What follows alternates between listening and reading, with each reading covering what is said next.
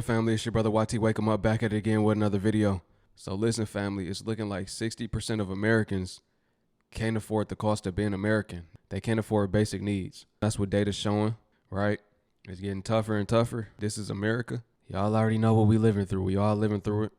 We seeing price hikes, tariffs. 1 minute they own, the next minute they pause temporarily. 1 minute the recession starting this summer, the next minute it's starting right now. Family, you already know what to do. And if you're brand new too, thumbs up this video so YouTube can push this content out. Smash subscribe to join the tribe. And ring the post notification bell as well. I have decided to do a no buy 2025. These consumers are all taking part in the no buy movement. Lots of folks are joining them in cutting back due to a turbulent stock market, tariff wars, and fears of a recession. This is my list of things I will no longer be buying. Number 1, lunch at work. Buying lunch at work is for billionaires. This beauty influencer is digging up makeup she forgot she had. I bought it. And I think I only used it a few times, and I just forgot that it even existed. This woman's committed to wearing her one and only dress to all weddings and fancy occasions for the next year at least. This gal is also sticking with clothes she's already purchased. My rules are 1, no new clothes whatsoever. And this woman has decided she won't be buying croutons for the foreseeable future. I won't be buying any croutons. They're really easy to make yourself. We spoke to Syra Bhatti, who says she's on the no-buy challenge, wearing clothes and shoes she's had for years. They're pretty worn in, but you know, they're still functional, they're still good. Given the downturn that we've been experiencing, saving money has been a huge part of it. Shopping expert Trey Bodge. People are really not shopping as much. Yeah, so this is a trend that we're seeing popping up for this year. Many studies are showing that Americans are more cash poor right now. Debt is on the rise. Potentially we have a recession around the corner. Tariffs are looming. The no-buy challenge is also impacting the housing market. Real estate agents are reporting that many prospective buyers are hitting the brakes amid this period of economic uncertainty. 24% of Americans have scrapped plans to make a major purchase, such as a home or car. This is not the time to be spending money on the unnecessary things. Just spending. This is the time to be saving, investing. You really don't want to save too much. You just want to have enough to survive for the next year. It used to be 6 months, now it's a year in case of you losing your job. But other than that, you want to be making essential purchases like food, like prepping, building you up a pantry of food that'll keep you alive during something like an EMP, something like a cyber attack, a power outage, a doomsday event. Remember when they installed the emergency systems on our phones? Remember when Facebook and WhatsApp and Telegram, including Verizon, was having phone call problems? Verizon was tripping. All of these different cell phone companies, right? They tested all of these things since 2020, and we've been seeing them, right? We can't forget about them. As well as they saying shelves gonna be empty in the next couple months. 60% of Americans don't earn enough to afford basic costs of living. This is America. And stop calling it the bottom 60%. 60% is over 50%, which means it's the overwhelming majority of people in the United States that cannot afford a minimum quality of life. Now, a lot of people like to talk about the official unemployment rate being 4.2%, and they're like, oh, it's so low. But what they never talk about is the U.S. jobless rate is 24%. These are people who are considered functionally unemployed. That includes people who don't have jobs, people who have jobs but have poverty wages, which means they don't get paid enough to even be out of poverty, and people who are unable to find full-time employment because they're stuck in part-time jobs. And now those 60% of people who already can't make it to the minimum quality of life are about to start paying more money for fucking everything because of Trump's tariffs. Literally, Walmart came out and said that the U.S. trade war is going to create higher prices and that higher prices are inevitable. Meanwhile, Trump is getting ready to accept a $400 million luxury jet from Qatar. He plans on doing a $92 million military parade for himself during his birthday. And Republicans are still trying to cut Medicare, Medicaid, and Social Security. And by the way, the Medicare, Medicaid they're trying to cut will kill 21,600 Americans per year. That's Trump's way of making America great again. I have a question. Does anybody else feel woe out?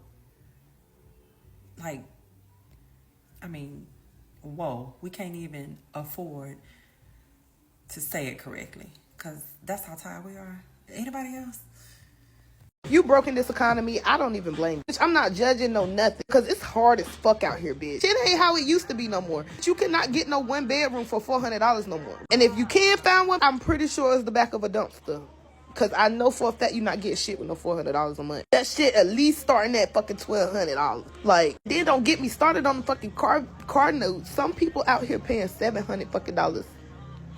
They stupid, ain't they? It's just like everywhere you fucking turn, it's bills, bills, bills, bills, bills, bills, bills, bills, bills, bills. Bitch, can we get a remix, bitch? I'm sick of this. Bitch, phone bill, then you gotta eat, and then if you don't got food stamps, oh Lord Jesus, your life is fucked, because I can't get food stamps. I don't have no kids, you feel me? If you not trapping, scamming, or a business owner, bitch, you not getting nowhere. I'ma just be honest with you, you're not getting nowhere. Okay, if you are a single person or a couple and you pay rent, have a mortgage, pay car notes, and also pay for childcare, can y'all please stitch this video or comment below and tell me how y'all are doing in the year of 2025? Because I don't understand how y'all are doing this in the year of 2025. Like, what? Like, if y'all's mortgage or rent is $1,300, then your childcare, I've heard, is between like $900 to like $1,400. So mortgage, $1,300, childcare probably like $1,200, and then car notes, I don't even know how much it would be like. And then like that's not even including groceries, gas, electricity, Wi-Fi, insurance, phone bill. What? Like trash. What else people have? Water, yard, HOA. Like, I'm trying to think. I mean, I don't even know. How are y'all doing this? Do y'all have parents that help y'all out? Do y'all put stuff on credit card? Is the government? What are we doing? How are y'all doing this? No, for real, how is y'all doing this? Me, I don't got no family, so like as far as kids and all that, right? So y'all tell me how is y'all doing this? Child care is through the roof. Man, it's like paying for 2 apartments. It's like paying a rent on 2 apartments just for child care. That's crazy. On top of groceries, you gotta have snacks, everything to send them to school with, or lunch money. It's a bunch of different expenses, right? It's costly. It really is. So let me know how y'all doing it. The families, I want to hear from y'all. Everything, just running a household with kids and having a full-blown family. How are y'all doing it? Car note, the whole 9. I want to hear from the people that got everything. You got that mortgage or the rent. You got the car note. You got the kids. You got school trips. You got everything that come with it, right? How are y'all doing it? I don't even know why I go on these rants, because the people who need to hear it won't listen anyways, but here we go. I saw a video and this woman was talking about how she knows people in other countries, they pay very little for childcare compared to the high hundreds to thousands we pay a month for our kids to be in childcare so we could go work our jobs. The comments were the same old stupid thing. Stop having kids you can't afford. Stop asking the government to support your children. Stop relying on welfare programs. And one of my biggest problems with people in this country is how you contradict yourself. Stop having children you can't afford. People who are financially literate, a lot of people have done so. They have stopped having children because they cannot afford them. And now the government is saying, why is no one having kids? You told us not to, right? You told people if you can't afford them, don't have them. People who are financially literate, remember that part. They look at their finances and they're like, we are living okay, but if we brought a child into this world, we probably wouldn't be. So we're just not going to do it. And now the government has a problem with that. Asking for things to be affordable is not the same as asking for a handout. It's not asking for welfare. It's not asking for the government to support your child. It's asking for a cost of living that is affordable compared to the wages that we get. And one person was like, people just need to go to college. Why? So they can be buried in debt that they're never going to pay off. They're going to go to college. They're going to get a degree. Their job is not going to pay them something that matches the work that they did, money that they spent on that degree, and they're going to be making minimum wage because half of their paycheck is going to pay off those student loans. So no, it's not just as easy as go to college, get a good job, then you can support your kids. No, see, now that used to work. This is what I try to get through everybody head that say this. The world that we are living in right now is not the world that we used to live in back then. It's a lot of people that's mentally checked out and they don't understand. And when I say mentally checked out, I mean they're checked out and detached from reality in this current economy. This current world, this new world that we live in, it's not like that one. That don't work no more. That's not even possible. So that's one thing. Let me just address that. She said go to trade school. Go to trade schools, you don't make shit either. Look at a trade, just any trade, and pull up their salary. Compared to the cost of living, it is not affordable. All we are asking for is a society where we can all just live, not kill ourselves trying to afford to live, give our kids some kind of fucking joy in this world other than the Monday through Friday, go to daycare, come home. We're being told that is too much to ask for. On top of that, social programs are not welfare. It's not. Having social programs does not make you a socialist country. I personally like to think about we and not just me because I'm not a selfish bitch. But a lot of people can't do that. They have to think about themselves and my tax money this and my tax. Look at where your taxes are going now. Take a really good in-depth look at where they're going. It's not good. I would rather my taxes go to funding my community so that we can have a good one, a good foundation. Because if a child is living in poverty, if a child is being neglected by their parents, I do feel a responsibility to help them. You should too. Even if you're looking at it from a selfish lens, look at it from your selfish lens and say, do I want this child to be the next version of their parents? Or do I want them to do better? Because this child is going to be in my community. They're going to be in my society. If they're doing as poor as their parents are, if they have neglectful parents and are all living in poverty, you're going to have more people sucking from the system. You're going to have more people who aren't contributing to society. It's just perpetuating that cycle. If we give people a livable society and we give them a leg up, more well-functioning people contributing to society. So if you are that person who hates people on welfare, or if you are that person who sees a homeless person at the gas station and it brings you nothing but anger, you should want your taxes to go to help these people. Because the more we help them, the better our society gets. And the fact that you guys don't understand that blows my mind. It's so simple. It is literally a simple concept. But your greed and your selfishness doesn't let you see past that.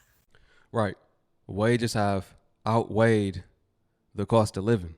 You do not make enough to live a feasible lifestyle, to live just a basic or what used to be normal, enough to live a normal lifestyle. So that go to school, get you a job, that's enough for you to be able to pay for yourself, a wife, a family, a house, and your kids' college. That is not possible at all. And you used to could do that off of one job. Now people have 2 to 3 jobs. Tens of millions of Americans right now have multiple jobs just to get by. Then there are other people that can't even get jobs. This the current reality, just the red pill. See, some of the people that were in the other generations, they got to participate in the whole American dream. They got to live that. They were able to have families, pay for their college. Now they sitting back comfortable, they good. But for the rest, it's a completely different reality. Retirement don't even exist for my generation. That's out the window. It's completely different. It's so high. Insurance is through the roof. Groceries, your gas, all of your basic expenses, everything is just kind of eating away at all of your paycheck. And there's not much left behind anymore. And it's not necessarily because people aren't budgeting or because they need to work harder. It's just so expensive. There does come a point where it is really difficult to keep up with all of the expenses. And that's what we're seeing right now. It's a system that is squeezing out the ordinary people, and billionaires are getting bailouts. And even though sometimes it feels like we just can't cut back enough, there are certain things that a lot of times we can still do. And that's what I like to encourage people with. So basically starting with, tracking all of your dollars, tracking your money, really sitting down and seeing where your money is going every month and figuring out, are there ways that we can reduce that / unnecessary reoccurring expenses? So any kind of memberships or things that are just taking money from you that you don't necessarily need, I would slash that right away. Netflix, the gym, any other kind of membership. If you don't need it, just get rid of it. Cooking more at home is another huge one. Not eating out. Everything is so expensive nowadays. I mean, you can go to a fast food restaurant and you're paying restaurant prices, like sit down at a restaurant type of pricing. And it's ridiculous. There is absolutely no reason why 2 people should have to go to a fast food establishment and pay $25 for 2 simple things. I mean, that just really goes to show you how far we've come. And I'm a huge proponent of downsizing. So downsizing your vehicle, don't get the fancy cell phone, the new cell phone, have a smaller house, a cheaper rent. You need to downsize. That way you can have more breathing room. Usually there's always something that we can downsize with. It's just a matter of being willing to do so. And then I'm a huge advocate of building up some type of side hustle, whether it's some type of landscaping, babysitting, selling a product on an online platform like Etsy, or selling things on Facebook Marketplace. That's a really great one. Or you could be flipping items like flipping cars or flipping couches.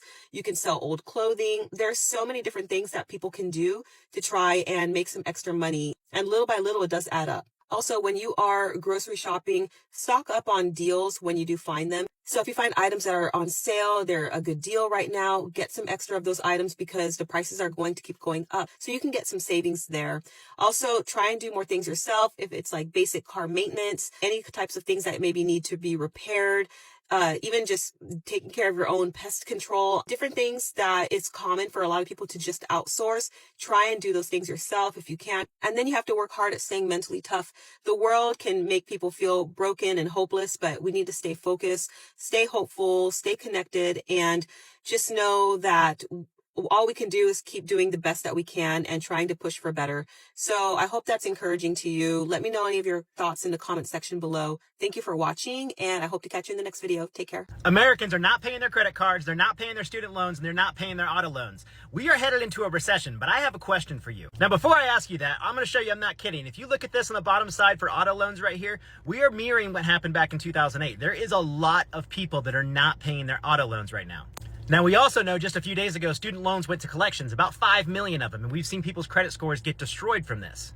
Now, Americans can't even pay their credit cards. We're looking at 2008 levels on people not paying their credit cards. The difference is this time there's $1.2 trillion in debt, and 12% of people are not paying that. Now, I talk about interest rates, the economy, the stock market all the time, and I have a question for you. How much does it cost you to live per month? Per month. Tell me how many are in your household, like family of 4, family of 5, whatever it is, and how much is your total monthly expenses, what you spend on gas, what you spend on groceries, what you spend on bills, how much does it all add up combined? I'm really curious to see this because the data that we have right now says that we're headed into a pretty nasty recession if it hasn't already started, and Americans cannot afford their current lives. That's an update. That's a red pill to anybody that's in denial. Listen, man, don't have cognitive dissonance. This is what it is.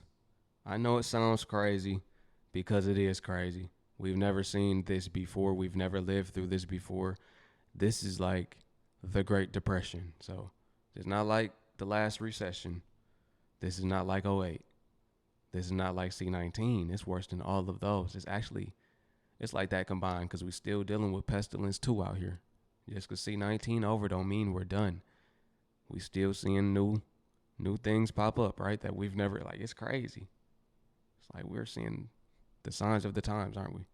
That's the reality. That's the truth. That's as real as I can keep it. We're seeing the signs of the times. Family, let me know what you think about this video. Drop a comment below. I'd like to know your thoughts. Let's have this space be an open zone for high-level thinking, high-level conversations. That's what this channel was about. I appreciate y'all. I love y'all, family. Peace and shalom.